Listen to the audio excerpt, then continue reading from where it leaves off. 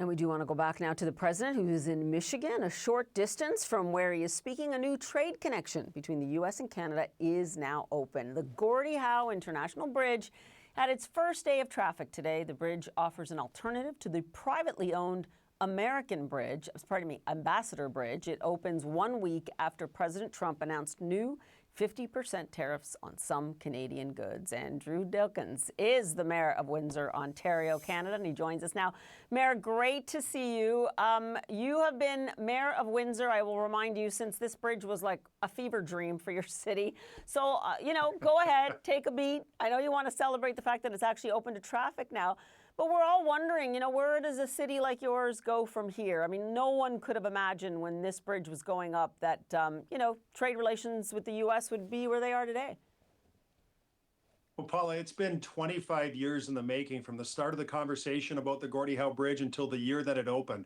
And this bridge is going to stand for more than 100 years. So let's not get all caught up in 2.5 years left of Donald Trump and whether it's 50% tariffs today and 10% tariffs tomorrow. We know that this bridge is going to mean great things for the economies of not just Windsor and Detroit, but for the U.S. and Canada for many, many generations to come. It must give you pause, though, especially when we have the president talking to the auto industry right now. You know what he's doing. He is bragging about the jobs that went from Canada to the United States.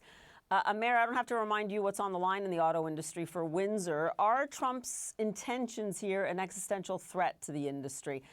American automakers haven't really been speaking up on this. They seem fine with the tariffs.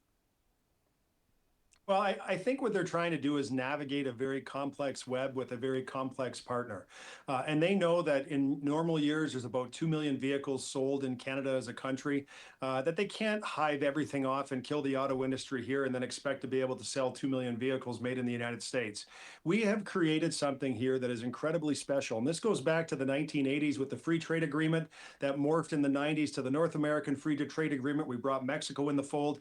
And then I'll remind you, Paula, it was Donald Trump in his first term as president that said that USMCA was the best trade deal of all time. And so that trade deal, we agree, is a good trade deal for all partners. If we want to increase the amount of North American content to make vehicles compliant under USMCA or CUSMA, so be it. We're all in favor of sort of the Fortress North America theme that builds strength in our continent and the economies on our continent. But Mayor, Canada and you and mayors in Canada and businesses in Canada have been arguing the same thing since Donald Trump returned to office. The trade situation obviously has gotten worse. I mean, we've got 50% tariffs now here on the horizon in the next 3 weeks. How do you see this playing out, and what do you believe is Canada's strength at the negotiating table, if it has any cards? If that's you believe the president, Canada doesn't have any cards. Well, I think Canada has lots of cards to play. We have lots of leverage on the energy front. We have lots of skill set here with respect to tool, die, and mold, even in my own backyard. Think of agriculture as well. The vast majority of Kroger's and Meijer's and Costco stores in the U.S., the produce comes from 20 minutes away from where I live in Essex County. And so we have lots of strengths, especially on the energy front as well, and cards that we can play. I think I'm comforted by the fact that the U.S. Trade Representative just today has said that he thinks there's going to be at least a tentative agreement with Mexico and Canada by the year's end. And I think that that's the appropriate thing to do, is to figure out where the weak points are, where the points are that we need to sort of strengthen, recognizing that even in the current USMCA agreement, Paula, there are alternate dispute resolution mechanisms. If we have disagreements, there's ways to solve them today. But I think that the president ultimately is a smart guy, and he's going to say we're better when we work together. That's Canada, Mexico, and the United States. But it has to work for everyone. Those agreements. He actually hasn't said that at all as of yet. He is not even coming to the table. The end of the year seems a long way away if you're a citizen of Windsor right now or an auto worker wondering where your job is going to come from. What would you like to see Canada do? Because you know the arguments. The arguments have been that Canada has given away too much to the United States already, and that it is time to play hardball.